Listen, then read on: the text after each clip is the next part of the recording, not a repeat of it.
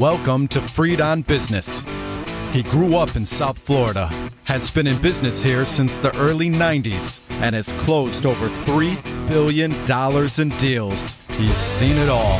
He always has an opinion, and he's always ready to share it. Informed, entertaining, and connected, he has his finger on the pulse of South Florida's business community. He's Jim Freed, and this is Freed on Business. Hey everybody, welcome to another great edition of Freed on Business. We've got another segment with our AI expert, Olivia Ramos. Olivia is the founder of Deepblocks. Deepblocks uses AI to analyze real estate transactions. We'll talk a little bit about that. We'll also talk about the AI component of my new real estate technology that I'm putting together for my real estate funding platform. Stick with us. It's going to be a tremendous show. I want to thank our friends, as always, the cutting edge technology folks at Warren Henry. High five to Eric Day for his insights, knowledge, Larry for his forward thinking ideas, Warren for empowering them, Jack for helping me finance my car, Gio for helping me pick out my car, Mital for helping me to keep my car in shape. We love our friends at Warren Henry. It's great to be part of the Warren Henry family. And now let's bring on our AI expert, Olivia Ramos. Mr. Mendoza. All right, we're back with the Freed on Business artificial intelligence entrepreneur, founder of Deepblocks. Welcome back to the show, Olivia Ramos. Thanks for being here as always. Thank you for having me, Jim. It's my pleasure. Sock it to me, Olivia. Yes. So today, I hear you have a new project. Yes. And I want to really understand what you're doing and understand the pain points that you're solving and understand how it scales. So those are the three main subjects. I know. Let's take it one at a time. So if I was a 5-year-old, how would you explain your project? I'm helping people reduce costs and improve efficiencies while they raise money for real estate. Okay. So it's a sort of syndicator? Exactly. Okay. And using what methods? Why is it special? Artificial intelligence, blockchain technology. People go, what's blockchain? Well, what's a token? I go, turn over and look at your right. In my office, it's on the right. See that file cabinet? That's the token. Open it up. Okay. See that big fat agreement in there? That's the smart contract that governs everything. How's that for 5-year-old?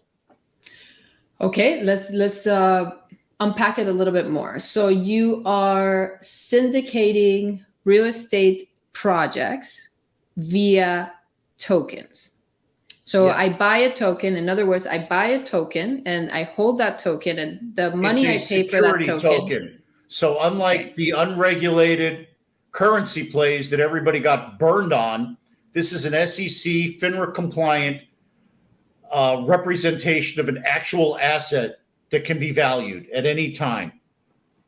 So as opposed to a utility token, right? So it's a security token, which means it can go up and down in value. What is the main difference between a security? Okay. It's a security. Yes. It can go up and down. It's got to be regulated by the SEC, which is what you've been reading about. A lot of people didn't do in the past.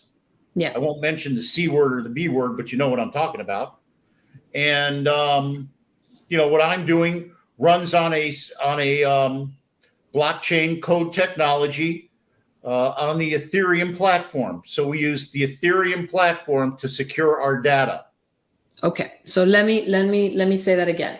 So I buy an Ethereum based coin that's on the Ethereum blockchain, and that coin, the money I paid for that coin goes to a real estate project. Platform.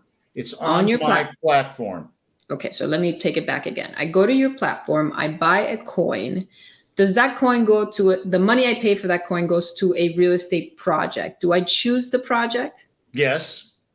Okay, and is that project is it a specific type of project, or are there many types of project? Is it acquisition? And it could be many different things. It could be a project. It could be a fund. It's best used by the investor to do a recap, because right now it's best efforts, and I don't want them depending on I'm going to fund the whole deal. It's still a nanoscent market, but it's moving rapidly. Today, I had a call with somebody that I've been talking to about this for 6 months, and they acknowledged at the end how far I've come and how they're getting ready to put their project, one of their projects, as a test on my platform. They're wondering what the timing is, and I don't really like to do these things marked by a specific date. We'll talk about the fact that the timing is becoming now, because let me reel it back a little bit. Let me reel it back a little bit. Takes a couple of months, and then we're going to break escrow right at the right time now.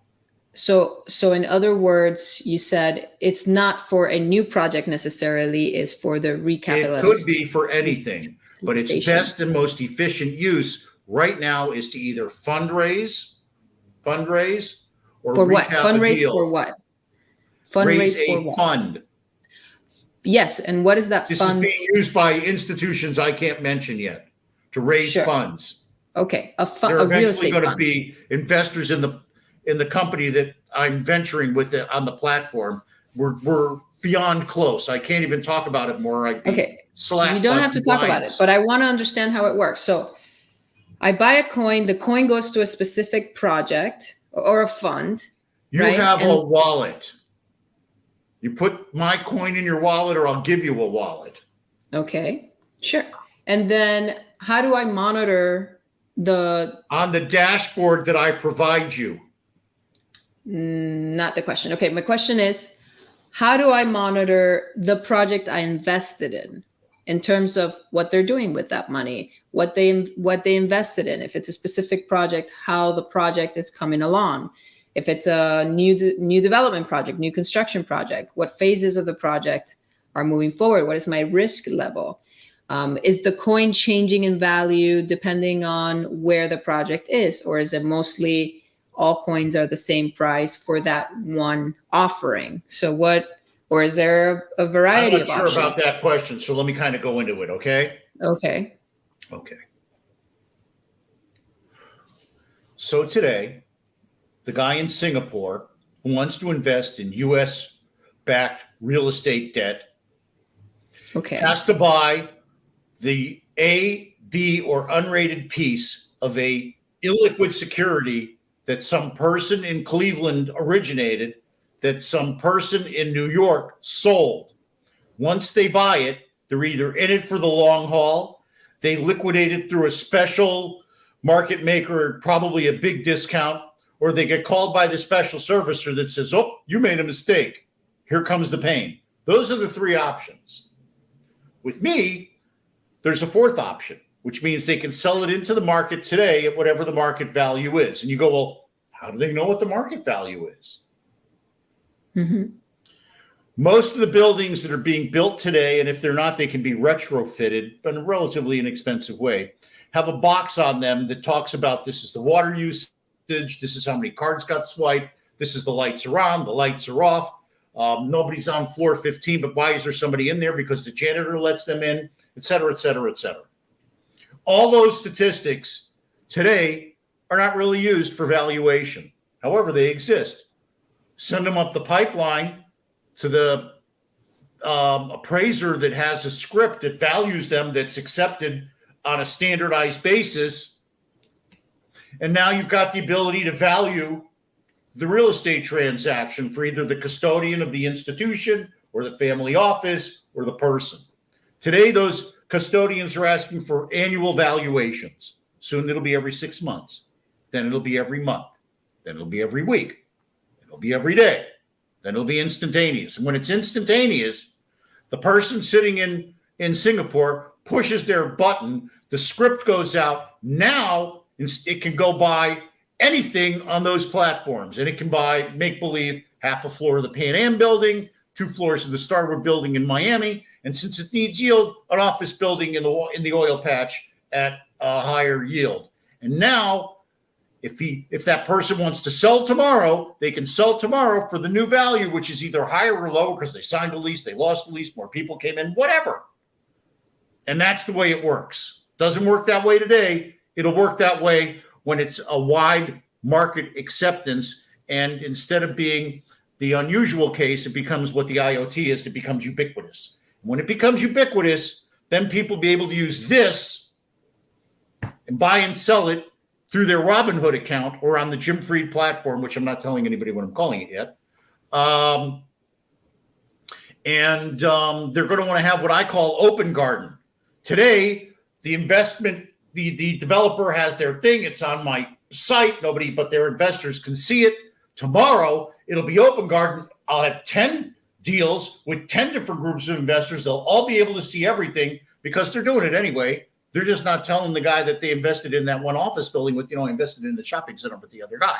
Soon they'll be able to do that all on my site, which will be FINRA compliant, SEC approved through a real broker dealer, fully compliant with all of the guardrails that a traditional security has to have in today's United States. And by the way, in other countries, because we're doing this all over the world. We're doing it with people from Brazil, Argentina, Australia, Canada, New Zealand, Europe, everywhere. So would you say this is mostly for doing this in the Singapore Exchange? I'm not. Would you say this is a bigger opportunity for foreign investors to invest in the U.S.? Both, but yes, this will create the ability for foreign investors to access investments in the United States in a seamless basis, because part of the code, when they hit my website, when you do the demo, which you got to ask for, then I'll give it to you. Part of it is it goes from subscribe, click, and then it's when you hit subscribe, it's checking your anti-money laundering, your know your customer, are you an accredited investor? Where do you live? Because if you're in the United States, you can't invest in this because this is a reg.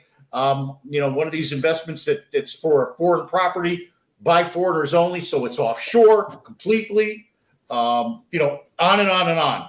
Let me ask you something. Are you demanding full transparency of each project or each fund in order for the investors to have access to that? Or is it like publicly traded companies that certain amount of reports need to be created? It's like publicly traded companies. There's certain reports that'll have to be filed on a regular basis. They'll be defined. They'll be available, readily available. Just like the SEC makes it transparent so that people can make honest investment decisions.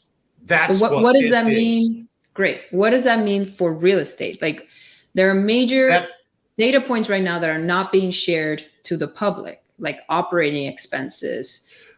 People that don't share their data openly will be penalized eventually with a lack of liquidity and a limited number of investors.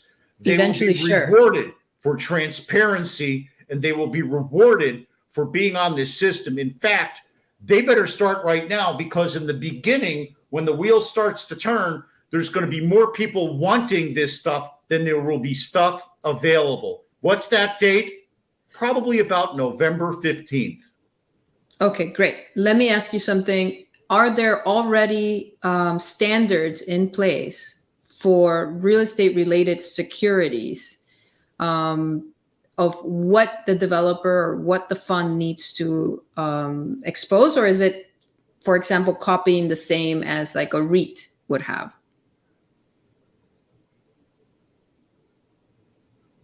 I've never seen any REITs talking about operating expenses. You didn't give me a chance to answer. Okay. You got to give me a chance to think and then answer, because this is a legal question that I can't answer is the answer. Okay. That's a question for lawyers and for the SEC. Well, I think it's important to know whatever they say. Period. Sure. I'm wondering if, well, you're if it's already in place. You say, sure. Talk about the people that were flying 18 months ago, just doing this as crowdsourcing with nothing, no supervision. But this is different. They got crushed. This is going to real estate projects, online real estate security, just like TICs, just like DSTs, just like public REITs, just like private REITs, just like master limited partnerships. This is a regulated security with reporting requirements and everything else that the SEC regulators are going to ask for. And if you do something and they see that they didn't ask for it, but they should in the future, guess what? They will, and you'll do it. Okay. I see the innovation on a project by project basis, because right now I could invest in any number of REITs, which is a fund, and I'm not going to have a lot of transparency in exactly how they're operating their buildings. I don't think, I've read through a lot of the documentation, and there's not a lot of information, to be honest. It's not that rewarding or transparent. So if these are already established companies, why would I invest in a fund in a brand new platform with a brand new technology, with a brand new way of transacting? I think the only reason, or the most attractive reason, is if I can see the project, if I can see the development, either that or there's a much higher return. Let me talk to you in broad strokes, so you'll really get it. Okay. Because I don't get it. About 40, maybe 45 years ago, there was a complete collapse in the ability for companies that weren't A-rated credit to raise money. Some guy named Michael Milken came up with junk bonds and liquefied that, and he solved the problem. When I was trying to buy portfolios from the RTC, there was no CMBS market. We had to raise it from rich guys. By the third tranche, Michael Milken's protege, a guy named Ethan Penner, had created the CMBS market, and there was the ability to micro-invest in these portfolios. Both things happened when there was a complete shutdown in the capital markets for real estate, just like it's happening now. Okay. And when there's a shutdown, people look for new things. When I go to these technology firms, conferences, and the tech guys are talking to you, believe me, they don't talk English. They talk tech, okay? And they go, well, how come nobody's adopted this? And one person goes, well, it took Bitcoin 8 years to get adopted. No. It's because while they've been developing this, money's been free and easy. Well, now, money's not free and easy. I keep getting these reminders, for calls coming up on my little to-do list. They're all calls with people. The guy that just came up is 80 years old, doing $1 billion worth of development. And when he's got stuff he owns, that's when I'm going to do it. The first ones are going to be recaps. I don't trust it. I mean, I do trust it, but development, you got to really know you're getting the money. And on the first round, it's going to be acceptance. And when it gets accepted, it's going to take off like a steamroller. Big banks will offer this. The stockbrokers will offer this. The funds like BlackRock and Blackstone are already doing this. They just don't tell you. It's just in the house. Let me ask you for you to unpack a little bit. Is trying to become a trading exchange for crypto, which we don't use that word because this is not crypto. This is not crypto. This is asset based. Can you unpack a little bit when you say shutdown? What does it mean, shutdown? When you say market shutdown, you use that word so that we're all on the same page about what you mean by that. Give me the context. Oh, you mean, okay. The capital markets are in flux and no one's really getting loans at the level they did or at levels that can make transactions happen. And it's for a variety of reasons. The increase in interest rates, the inability for people to project values out a couple of years, all that kind of stuff. Now, if everybody was playing by the same rules and using the same appraisal standards and driving the same information, then there'd be a certain class of transaction that might have a little bit of liquidity. Where would you find that? On my platform. Okay, so this is an alternative way. Once we broadcast, when this gets broadcast, I'm going to send this to my partners. I hope they don't use it to train people, but this is really what's going on. Okay, so in your opinion, how many of these opportunities will be funds versus specific projects? Just like today, it depends on the sponsor and their perceived desire on how to do things. I have one high net worth developer that I say, you should do a fund. He goes, why? I just build these things and hold them. So he doesn't need a fund. But the person that wants to build 30 data centers, making that part up, may need a fund unless they're a big multinational investment firm. And if they are, guess what? I got news for you. they'll syndicate it to other multinational investment funds. Today, when a bank makes a loan of over $50 million, you think they keep the whole thing on their books? No, they syndicate it. That's why I'm talking to big banks about using my technology simply to streamline their syndication of their loan and make it more efficient, even if there's only 3 participants. Okay. I'm trying to understand, where is the biggest pain point here? Because I see a lot of opportunity, of course. There's the pain point of the regular person trying to invest in a real estate project and not having the amount of money required to invest in a commercial project, for example. So that's right. And by the way, my point. platform won't be taking $5 and $10 investments. It'll be $250. What's the minimum investment? For a minimum. Okay, 200,000 minimum. Well, That's I'm what you're using saying? that for a bogey. I'm not saying that's what the number is yet. Okay, and does it have to be a qualified investor? It may. It depends on what kind of security the person's floating. But whatever it is, that will be pre-qualified during the subscribe phase when you click the button. Well, I mean, like a qualified investor, like they have to have a net worth above $1 million. Right. It's a term. What you're using is a term. Okay, It's a no, real just thing. making sure. The answer is I don't know sometimes yes, sometimes no. If they're investing a dollar, probably not. Okay, so that's solving one problem. One problem is there's going to be a lot of people who have between 200,000 and 500,000 that, that's not enough to be part of a large commercial project, right? Wrong. That's not enough to own your own commercial project, but is enough to come into your platform and own a piece. I don't think I'm understanding your question. My question if a person has $200,000 to $500,000, can they invest in a commercial project? Yes. Can they invest in a big commercial project as a fractional owner or an investor? That's what I'm saying. That's the problem you're solving. You're able to allocate that money to a more a stronger investment. Because a $200,000 commercial project is not. Okay. Different one. So that's one aspect of it. So it's not yet to like the regular public. It's people who have $200,000 to throw around. That's one. Well, okay. You're throwing around terms like throwing around. I wouldn't use throwing around. I'd say $200,000 is a lot to anybody, and they would seek to make a prudent investment with it. Okay, but it's not the $10,000 investor, the $5,000 investor. Those are different retail investors. Okay, it's not to that retail investor. Great. Okay, it's to different retail investors and family offices and investors and investment funds. That's who we are targeting. There are other sites Those are your doing coin this buyers. similar thing. Those are your coin that are targeting the $1 to $1,000 investor. That's not us. Okay, so your buyer, your target market is the family offices and funds that are looking for things to invest in, and they're going to buy these coins. Registered investment advisors that are looking for products to sell their coins. Okay, so both family offices and funds. Or I could create a fund for the RIA. Hold on. I want to understand how this works. So you have a two-sided marketplace. On one side is funds that are raising money, and another side is funds that are trying to invest this money. But they're the same type of funds?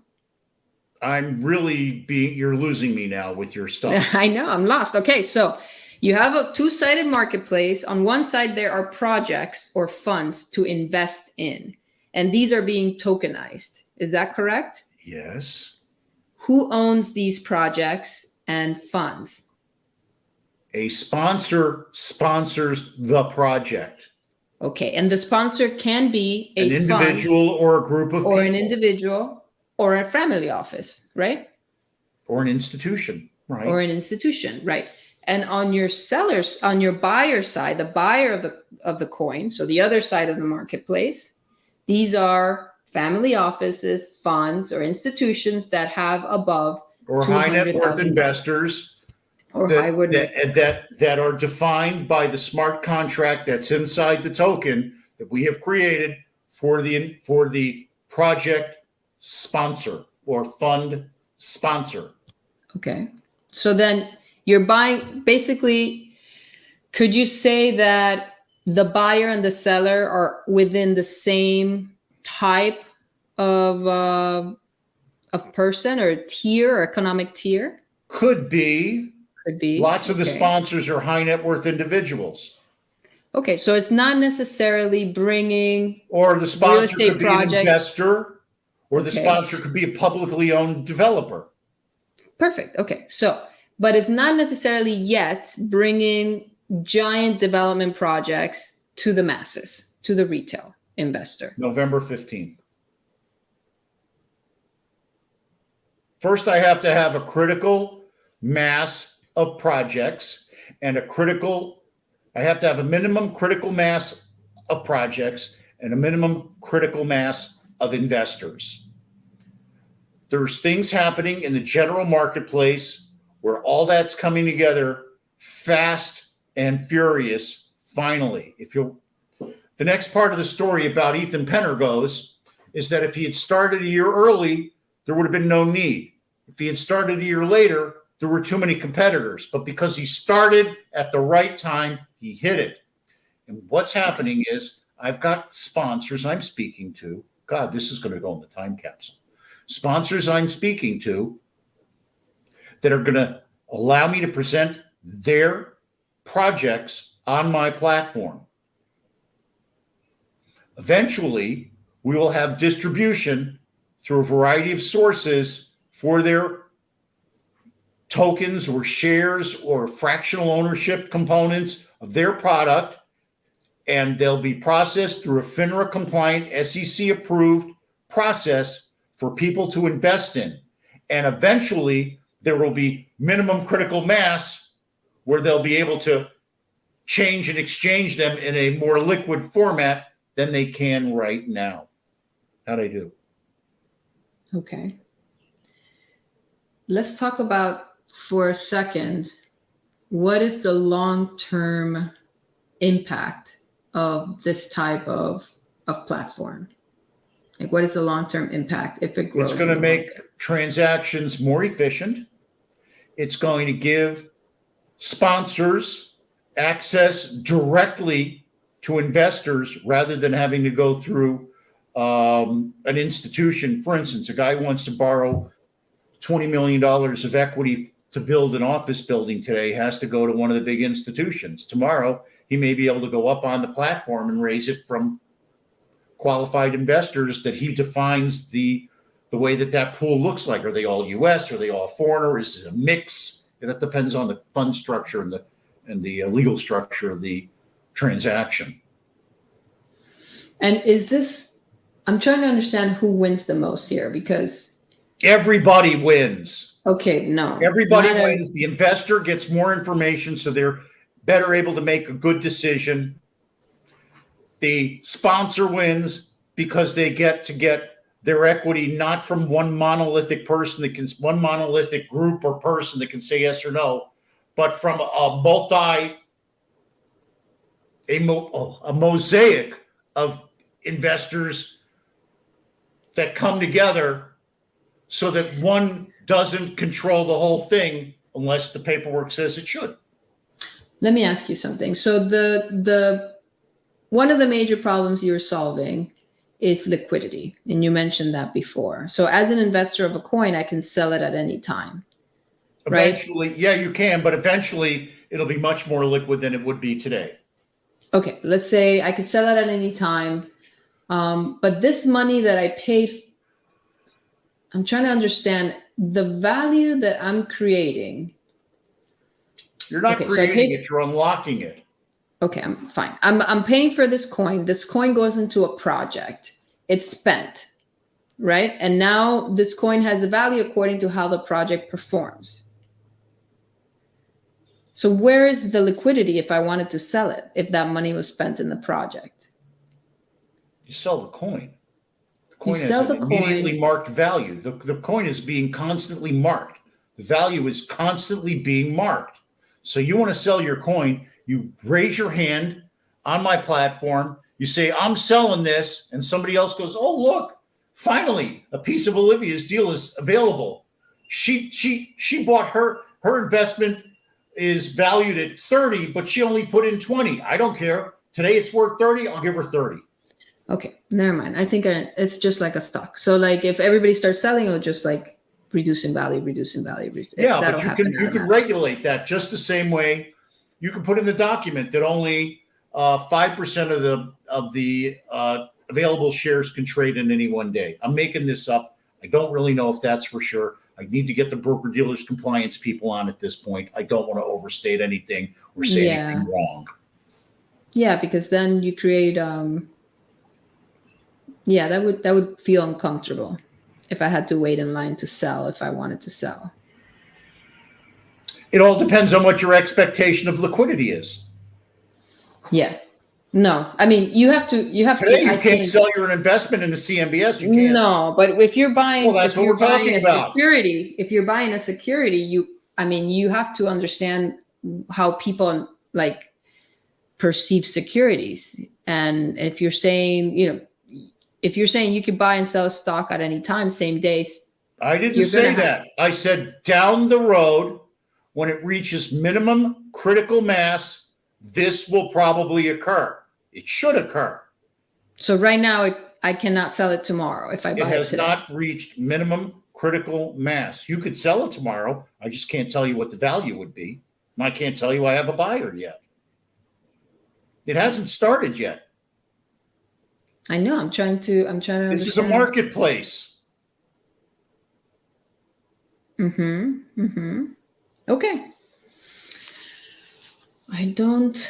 So there are a lot of unknowns still. I think it's an exciting path, but there's a lot of unknowns in terms of what are the rules that are specific to a project. I would be interested to know. That's in the smart contract. But who designed that smart contract? Well, each project will have a smart contract. It'll say all the investors have to invest this much money. They have to be accredited or not accredited. They have to all be U.S. or not all U.S. or a blend. It has to be for this project only. If it's a fund, it has to do this. It's exactly the way it is now, only it's on the blockchain, which makes it a lot more efficient. Last question. And a lot less expensive. How do you regulate the developer or the fund's integrity in what they're using the money for? Well, you send somebody out there to take a look and manage that. You audit them. It's a security. They're signing up to be audited or not. You'll see, I can get this audited. It's audited twice a year. It's not audited at all. Why would I invest in something not audited? Okay.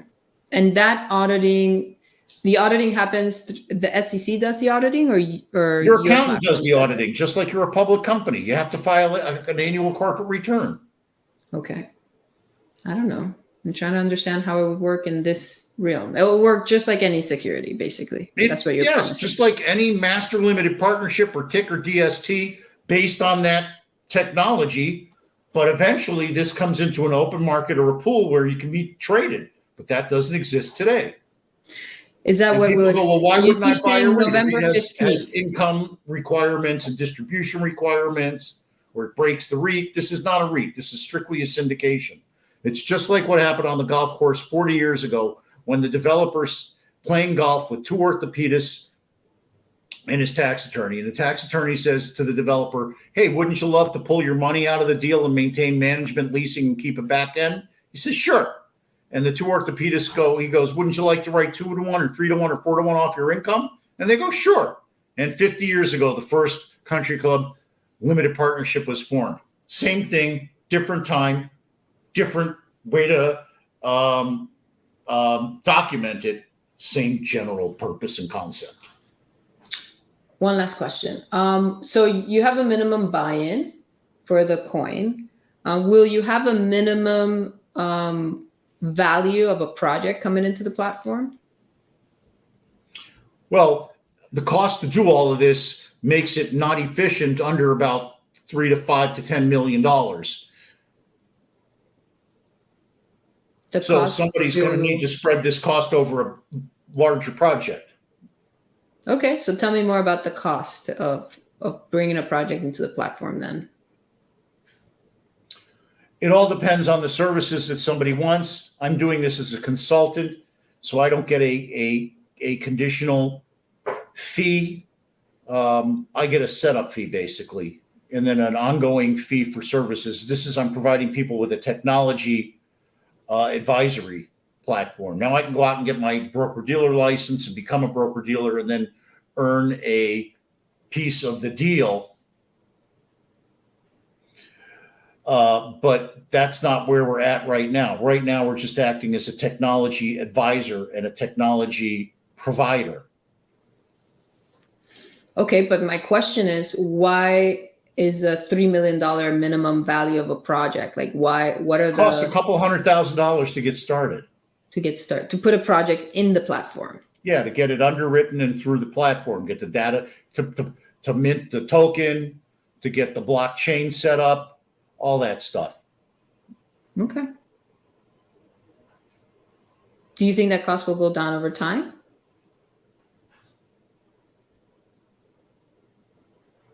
Not sure. It's pretty low right now. Do you think it's low? Oh, yeah, that's low for what they're doing. Oh, yeah. You know how much it costs to do an EB5? I used to work for a regional center. Okay, so how much does it cost to do an EB5 for a deal? You mean for the investor? No, for the person that's sponsoring the EB5 to set it up, everything else. It depends on the project. Yeah, it depends on the project. Well, okay, so there's your answer. And they take about 18%. Not this. Way less than that. Somebody brings their own investor, we don't charge them at all. If we originated investor, well, we'll negotiate with everybody on how much that is theoretically. But there's a flat commission charge that the broker dealer that I work with charges. I don't get any of that. I only get like over, the technology fee, not the transactional fee. I'd have to get a license with the SEC to do that. We're not there yet. All right. Well, I'm excited to continue to discuss your progress on this. And you mentioned November 5th. What can we expect November 5th? That's a date 15, that's in general that I'm circling that we're anticipating will have critical mass and demand, and this thing will start turning. I'm guessing. November 15th. Okay. So let's have a follow-up at the end of November. It may happen after that. Lots of things are still, I'm starting something new. I can't tell you exactly when, but I've had people now that I've been talking to for months that are really getting excited because they're now seeing the finish line. Okay. Well, I'm excited about it. Well, Miss Ramos, Olivia Ramos, smartest person I know on AI, my AI expert, asking me all the questions about our new blockchain technology that we're setting up with Oasis Pro. Stick with us to find more details on that. And I want to thank Olivia as always. Thank you so much, Olivia. Mr. Mendoza, this is your part.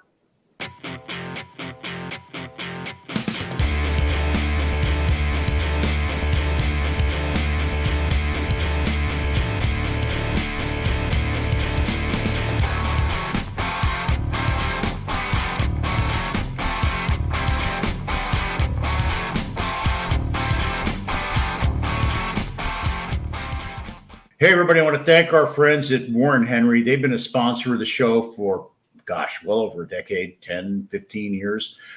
We love our friends at Warren Henry. They treat us like gold. I want to thank them for taking care of my mom and I and my wife. And remember, whenever you're looking to buy or lease a car, you want to get every advantage that you can at Warren Henry.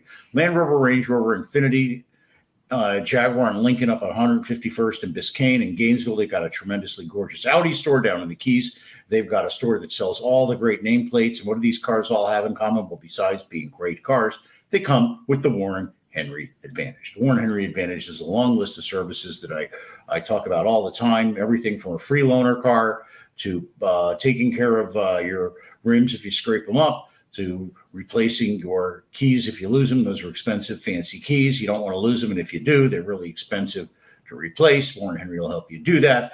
They'll, of course, guarantee that you're getting the best price on the car that you're buying or leasing. They'll make sure you get the best value for your trade-in. They'll give you 3 days to make sure you like your car. You can trade it back. Nobody ever does that because they just love those cars. So join me, my beautiful wife, Vivian, my mom, lots and lots of my friends, more and more every day, clients, customers, everybody. They all go to Warren Henry, and you should too. Why? Because always the best price, always the best service, always Warren Henry.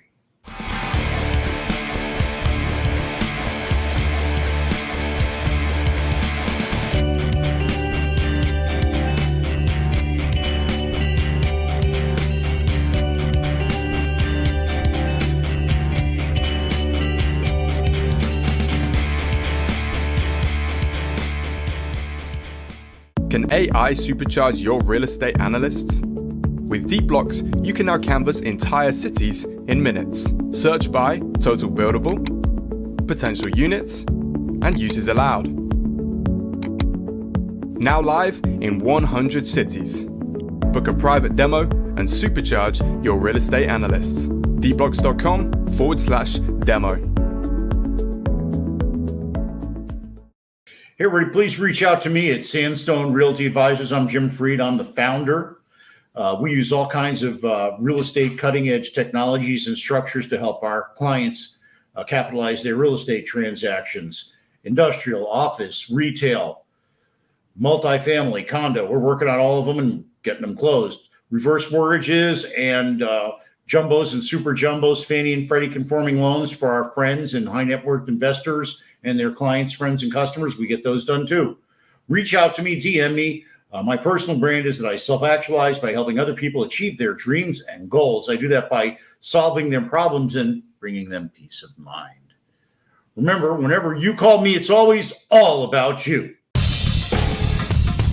Welcome back to Freed on Business. Connect with us on LinkedIn, YouTube, Facebook, and Twitter at Jim Freed or at Freed on Business, and on Instagram at Jim Freed1. Now, back to your host, Jim Freed. Oh, hey, everybody. I'm going to thank Mr. Mendoza for turning my mic back on. I'd like to bring on Jim McCarthy. Jim and I are going to talk about our new partnership with Oasis Pro Markets. There he is. So welcome to the show. I want to give a high five to Doug from compliance at Oasis Pro Markets. We had a pre-call to make sure that we focused on what was important. And because Oasis Pro is a broker-dealer, we have to be very sensitive to what we say. So I want to start out by saying our relationship with Oasis Pro allows Jim and I to help our clients lower costs, increase efficiency, and reach new investors. And that's what we're going to talk about today. So, Jim, welcome to the show. Thanks for having me on.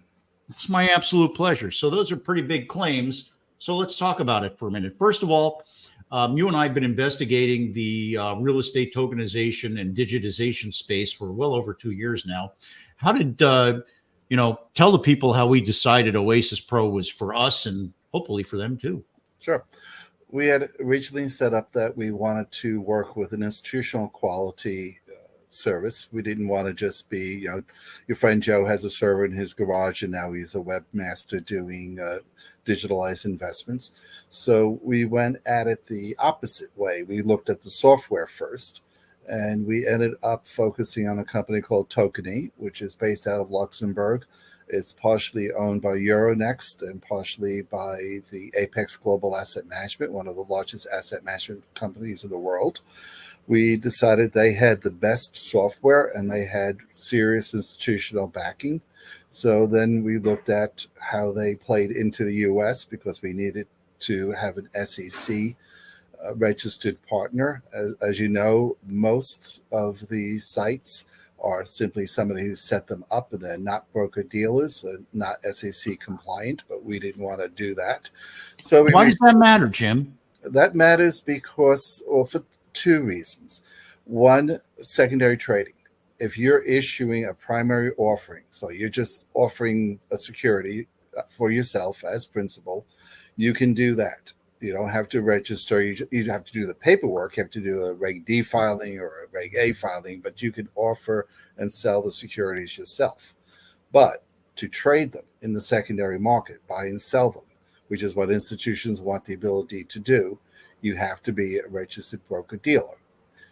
Some people are trying to get around that by saying, well, we'll set up a bulletin board or a chat room where people can get together and trade the securities. Well, what do you think a stock exchange is? It's a room where people get together to chat and exchange securities. So the SEC is cracking down on those groups saying, no, you got to go register as a broker-dealer.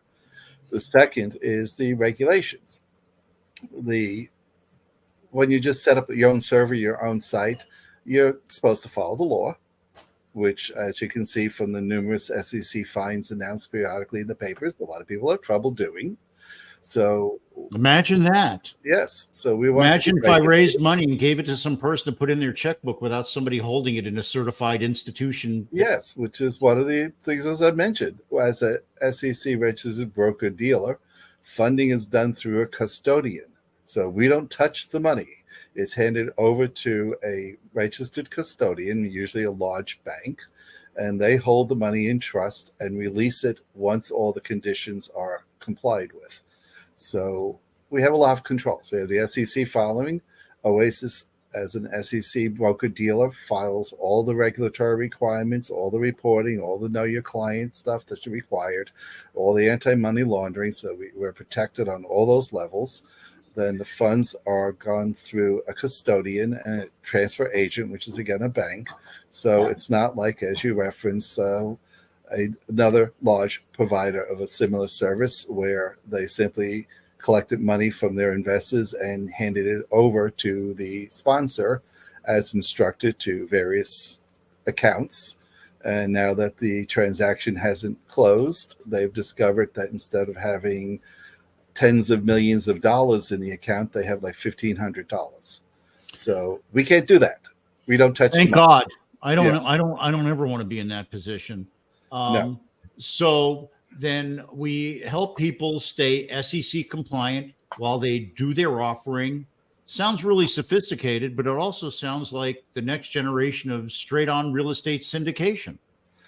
Yeah, I mean, it's people they think it's complicated, and partially because the industry uses terms that we don't use in real estate.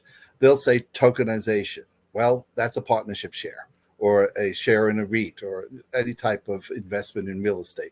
We call them shares or partnership shares or membership interests. They call them tokens.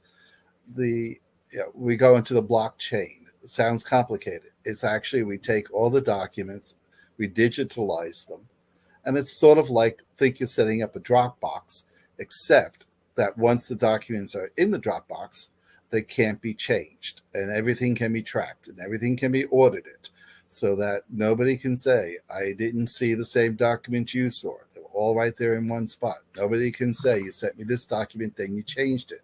It can't be changed. It can be added to, but when it's added to, there's a record that everybody can see. So you have real transparency. But again, it's from the investor's point, the borrower's point of view.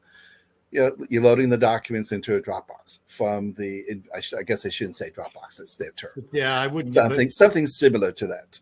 Well, all I can say is Doug wanted me to take notes, and so far this is what I got. So far, okay. I used the name. Oh, and I got another page. And then from the investor's point of view, they log onto a portal and they can see all the documents there.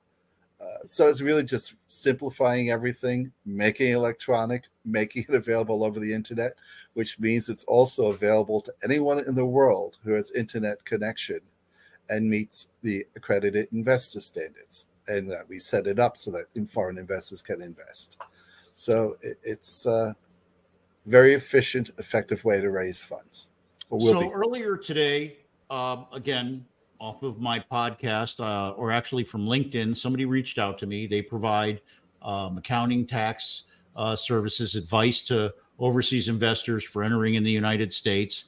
And I told them I'd love to work with them. And they said they have their back office in New York. I said, wow, what a cheap place to have your back office. I said, well, if more people go back to work like Urban, I think that New York may actually come back too. But and I told them, well, I could help them lower their costs, increase their efficiencies, and reach new investors when they were trying to raise money for their projects. And they were interested. And that's one way that we work with the service providers as well as the clients. What we really do is we're really just consultants helping them find best in class and execute. Yep. I mean, I guess the compliance would say we have to be very specific. We're not lawyers, we're not tax advisors. We are helping you with the digitalization aspects. And Oasis is the broker dealer who will help you comply with all the SEC requirements. They'll not help you, they'll make you comply with all the SEC requirements. It's a technology solution is what this is. Yeah.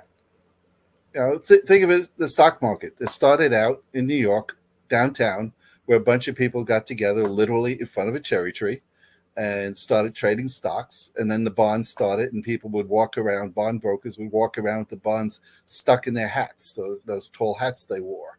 And they trade them. And, we've come a long way from sticking a bond in your hat and going over to somebody's office to see if they want to buy it. And this is the next step. Well, sometimes I talk to people that it sounds like they're still stuck in that time frame.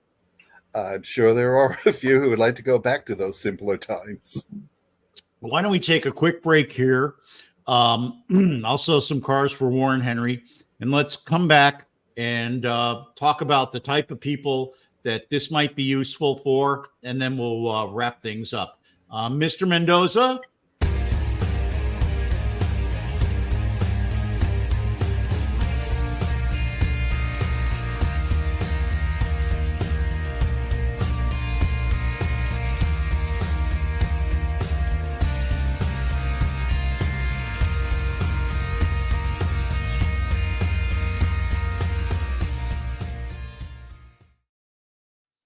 I'm taking all these notes for the compliance guys back at Oasis Pro.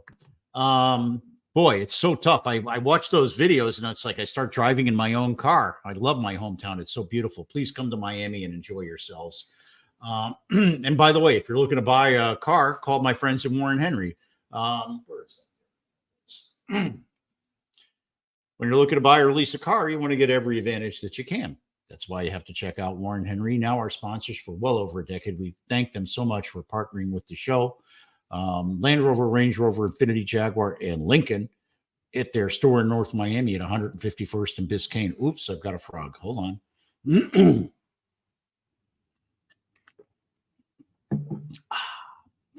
151st and Biscayne.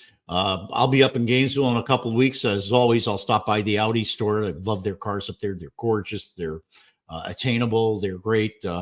And also, I'm going to go down to the Key West store where they've got all their nameplates. And, of course, on my way back, I'll stop at the South Dade store, which is an award-winning store. High five to Eric Day for all the things he's done down there. All those stores, what do all those stores have in common? Well, they're all offer cars that are backed by the Warren Henry Advantage. That's a long list of services that you get when you become a Warren Henry family member. I'm so proud to be a brand ambassador for them. You get, of course, a complimentary loaner if you have to leave your car. You get, they replace those fancy keys. I keep looking down because that's where my keys are. They replace those fancy keys if you lose them. I've got 2 of them on my key ring right now. If I lost that key ring, probably cost me $500 unless I was a member of the Warren Henry family. They'll guarantee you're getting the best price on your trade-in, on your new car, on your used car. They'll give you 3 days to turn your car back if you don't like it. Nobody ever does that. They love that. They love their cars. Join me, my mom, my beautiful wife, Vivian, lots and lots of my friends. We're all members of the Warren Henry family. You should be too. Always the best price, always the best service, always Warren Henry.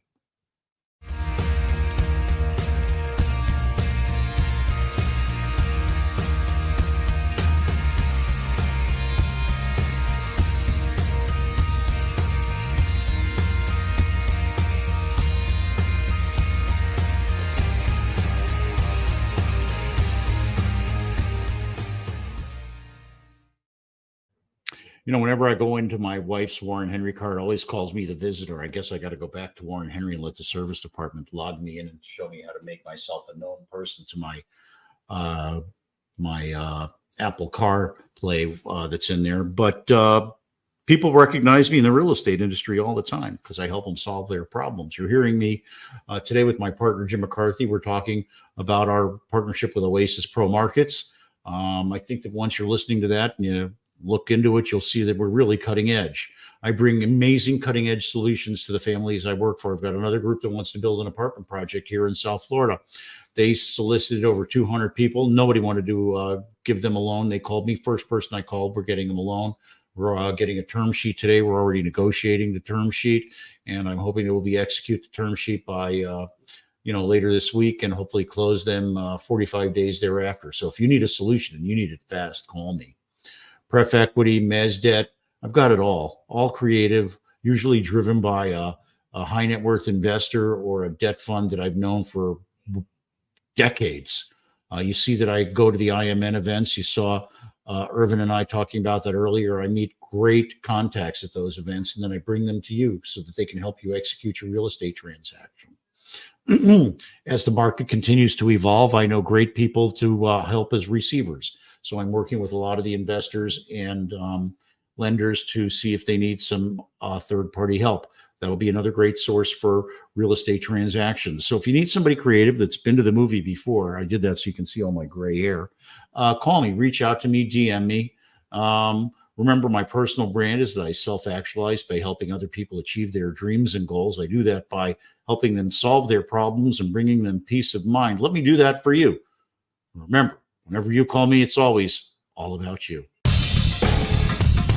Welcome back to Freed on Business.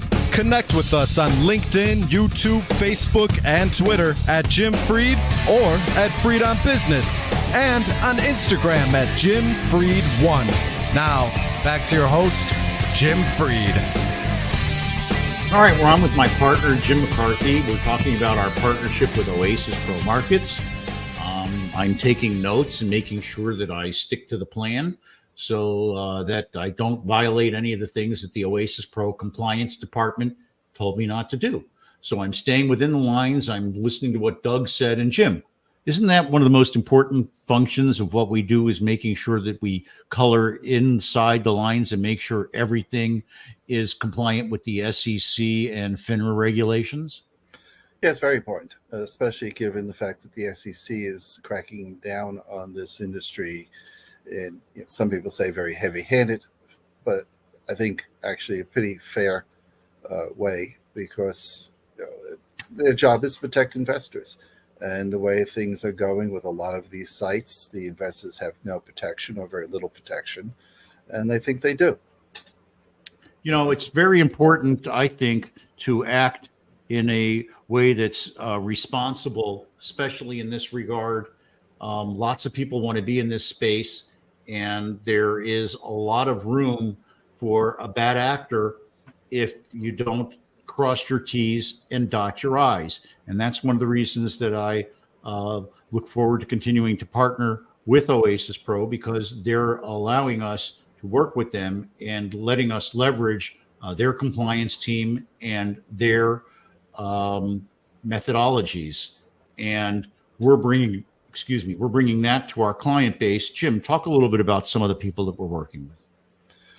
Well, because it's a fairly new industry, what we've been telling potential clients are, think slow. If you're buying a building, you need the money in a month. If you're refinancing because you're about to be foreclosed on, don't come to us. We were being very blunt about that. This is going to be a slow, step-by-step growth of the industry. If you have a property where you want to recapitalize it and you have the time to do it right, that's the type of product we want to deal with. It's not what other people are. I mean, a lot of people say, sure, you're building a building, we'll get you a construction loan. We don't want to take that chance, putting our clients on the line like that until we're absolutely certain that will happen, because the investors are just getting into this industry. They're just starting to understand it. And the big players, the institutions, are coming in. As you know, they were not there a while ago. They're now coming in, but they're coming in very cautiously. And we want to play along with them. We don't want to be one of these things that flares up for a month or two, and then people are disappointed or whatever, and the whole thing goes away. We're in this for the long haul. We're focused on quality. We're focused on institutional type investments and investors, and that's a slow slog, but we think it's the way to go. Yeah, what I've seen is that people that really didn't want to talk to me 2 years ago about this started talking to me about a year ago, and now they're extraordinarily serious, realizing that the train is now leaving the station and it's time to get on. We've had a lot of good discussion, and we're now signing up our clients. So it's really a great time to start. If people want more information, they can either email me or Jim to ask for more details. We're happy to get on the phone with them, give them some, information, help them understand things through some informative podcasts like this that we've done. we've got a deck, we've got a white paper, we've written about it. And then the next step is usually to execute a mutual non-disclosure agreement and get on the phone and demonstrate the technology that Oasis has developed. And remember, this is really a technology solution. There will be more updates coming down the road as the process and relationships continue to expand over at Oasis. Jim, just to wrap it up, what would you say? Just one point I would point out. A lot of people, when they first start looking at this, come back and say, well, I'm using this property management software. I'm using this investment management software. I don't want to go through the headache of changing everything. Well, in a lot of the cases, if not most of the cases, we can tie directly between our software and that software so that everything is done on a synchronized basis, and you don't have to go out and learn a whole new set of softwares just to be able to syndicate. So really what this does is it creates the ability for them to upload their data, get efficient data management, and produce reports in a very consistent way to be compliant with the SEC and FINRA. Right. And if they need assistance, we do have relationships with partners where we can bring them in advices on how to put the documentation together. If they're looking at doing an ESG plan, sorry, Republicans, I did say that word. We have a consulting firm that would come in and work with them on doing that. We can bring them property management that ties into our software, investment management that ties into our software. There's a lot of pieces to this that are just starting to come together, and it's a whole new world, but it is the new world. Well, I want to thank you for being on the show today. I want to thank the people that we deal with every day at Oasis Pro, Wes, Tucker, of course, Doug, who made sure I stayed between the lines today, the folks that we do our demos with.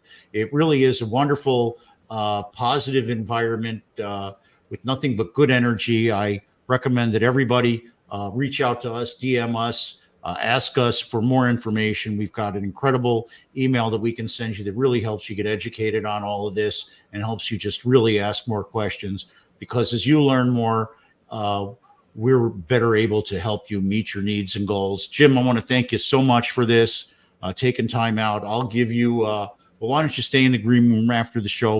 We'll talk about this. I want to thank our friends at IMN. I want to thank Irvin for coming on and talking about IMN's Real Estate and Family Office event that's early October. Go to imn.org for more information. I'll be there along with a lot of my friends and investors.